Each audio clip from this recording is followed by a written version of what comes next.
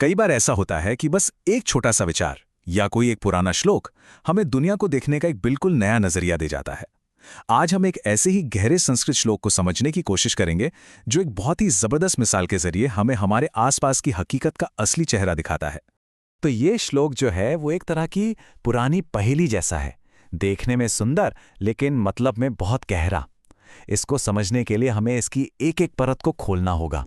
इसका जो सबसे बड़ा दावा है वो काफी हैरान करने वाला है।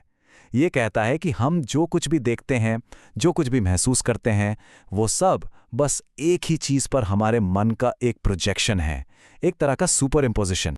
तो सवाल यही उठता है कि भाई ये कैसे मुमकिन है कि ये इतना बड़ा, इतना विविध ब्रह्मांड जिसमें अरबों चीजें हैं, वो सब सिर्फ एक अकेली हमेशा रहने वाली हकीकत पर एक प्रोजेक्शन हो।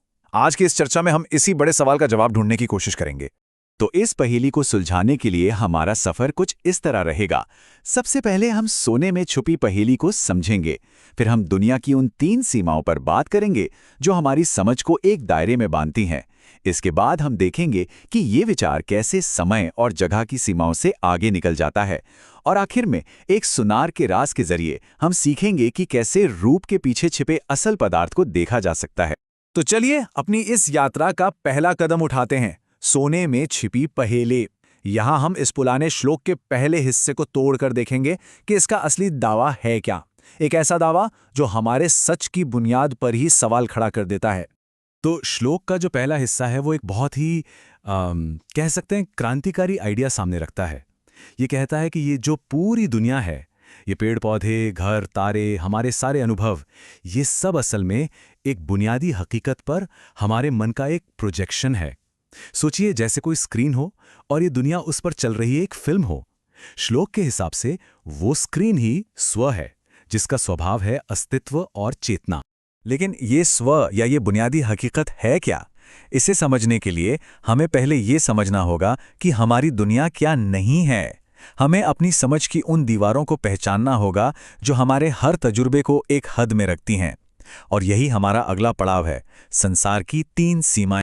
जरा सोचिए, हम जो कुछ भी महसूस करते हैं, जो भी हमारा अनुभव है, वो असल में 3 दीवारों के अंदर कैद है। हम जो कुछ भी जानते हैं या अनुभव करते हैं, वो इन दीवारों के अंदर ही मौजूद है, और यही दीवारें उसे एक हद देती हैं, उसे परिभाषित करती हैं। ये स्लाइड बहुत अच्छी तरह से बताती है कि वो 3 सीमाएं क्या हैं। पहली है वस्तु, मतलब कोई भी चीज जो है वो वही है, कुछ और नहीं। जैसे एक कप सिर्फ एक कप है, वो किताब नहीं बन सकता। दूसरी सीमा है काल, यानी समय। हर चीज की एक शुरुआत होती है और एक अंत। और तीसरी सीमा है देश, यानी स्थान।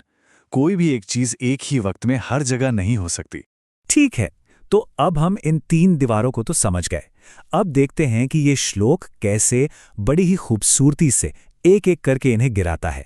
ये हमें समय और जगह की हदों से पार ले जाता है, और ये सिर्फ कोई पोएटिक बात नहीं है, बल्कि हर सीमा का एक सटीक खंडन है। यहाँ एक बात गौर करने वाली है कि पुराने लेखकों ने अपने शब्द कितने सोच समझ कर चुने थे। वो सिर्फ कविता नहीं लिख रहे थे, वो ऐसे औजार तैयार कर रहे थे जो हमारी रोजमर्रा की समझ से परे इशारा करते हैं। और यहाँ हर शब्द एक खास दीवार को गिराने की चाबी है। तो पहला खंडन है वस्तु की सीमा का। श्लोक स्व को अनुस्यूते कहता है, जिसका मतलब है सर्वव्यापी। यानी ये जो स्व है, ये कोई एक चीज नहीं है, बल्कि ये तो हर चीज में मौजूद है। ये यह या वह नहीं है, बल्कि ये तो हर चीज का आधार है। दूसरा खंडन है समय का। स्व को कहा गया है नित्य, यानी शाश्वत। इसका मतलब साफ है कि इसकी कोई उम्र नहीं है। ये समय के बहाव से परे है। इसका ना कोई शुरू है, ना कोई अंत, जो इससे हमारी दुनिया की हर चीज से अलग बनाता है। और आखिर में तीसरा खंडन है जगह का।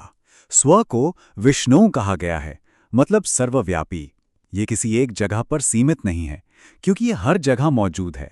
ये यहां या वहां नहीं है, ये बस है, हर जगह, हर समय। तो हमने सीमाओं को समझा, उनके खंडन को भी, लेकिन ये सब कुछ थोड़ा एब्स्ट्रैक्ट, थोड़ा मुश्किल लग सकता है। और यहीं पर इस श्लोक की असली खूबसूरती सामने आती है। ये हमें एक ठोस तस्वीर देता है, एक ऐसी मिसाल जो सब कुछ आईने की तरह साफ कर देती है।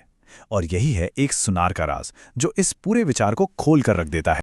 और वो चाबी है ये सोने और गहनों की मिसाल। श्लोक के आखिर में दी गई ये सीधी सादी तुलना इस गहरे, मुश्किल विचार को एक झटके में समझने लायक बना देती है। जरा सोचिए, एक सुनार की दुकान में अनगिनत गहने हैं, अंगूठियां हैं, हार हैं, कंगन हैं। हर एक का अपना अलग नाम है, अपनी अलग बनावट है। लेकिन इन हजारों अलग अलग रूपों के बावजूद इन सब का जो असल पदार्थ है वो सिर्फ एक है, सोना। तो यहाँ जो सबसे जरूरी शब्द है वो है आधार या सबस्ट्रेटम। गहनों का रूप तो बदलता रहता है, उन्हें पिघलाकर कुछ नया बनाया जा सकता है, लेकिन सोना जो उनका आधार है वो हमेशा सोना ही रहता है। वो स्थायी है, जबकि रूप तो आते जाते रहते हैं। तो बात बस इतनी सी है, श्लोक ये कह रहा है कि ये पूरा ब्रह्मांड कई अलग अलग रूपों का एक बदलता हुआ नज़ारा है, जो स्व की अकेली हकीकत पर प्रोजेक्ट किया गया है। ठीक वैसे ही जैसे अलग अलग गहने सोने पर प्रोजेक्ट होते हैं। अब ये जो सोने की मिसाल है ना, ये सिर्फ एक सुंदर उपमा नहीं है, ये एक बहुत गहरी बात बताती है। ये हमें दुनिया को देखने के दो बिल्कुल अलग नजरिए देती है। चलिए इस विचार को और गहराई से समझते हैं। ये स्लाइड इन दोनों नजरियों को बहुत अच्छे से दिखाती है। एक तरफ है आम इंसान, जो गहनों से, उनके रूप से मोहित हो जाता है, उसका डिजाइन कैसा है, उससे क्या भावनाएं जुड़ी हैं। और दूसरी तरफ है ज्ञानी, जैसे कोई सुनार या ऋषि, जो उस रूप के पार उसके असली पदार्थ यानी सोने को देखता है। जैसा कि इस विश्लेषण में कहा गया है, एकमात्र मूल्य सोने में है और कुछ नहीं। इसका मतलब साफ है, एक सुनार जानता है कि असली कीमत डिजाइन की नहीं बल्कि उस चीज की होती है जिससे वो बना है। डिजाइन का मूल्य तो बदलता रहता है, वो व्यक्ति पर निर्भर करता है। सोने का मूल्य असली और स्थायी है। और यही इस पूरी बात का सार है। दुनिया के बदलते हुए आते जाते गहनों से परे देखकर उस हमेशा रहने वाले सोने को देखना, जो कि स्व है। बात सिर्फ रूप पर नहीं बल्कि उसके पीछे के पदार्थ पर ध्यान देने की है। तो चलिए एक बार फिर से देख लेते हैं कि हमने इस एक श्लोक के सफर में क्या क्या समझा। हमने एक बहुत बड़े दावे से शुरुआत की, फिर उसे हमारी दुनिया की सीमाओं से जोड़ा और आखिर में सोने और गहनों की एक सीधी सादी मिसाल से उसे आसानी से समझ लिया। और अंत में ये श्लोक हमें एक सवाल के साथ छोड़ जाता है।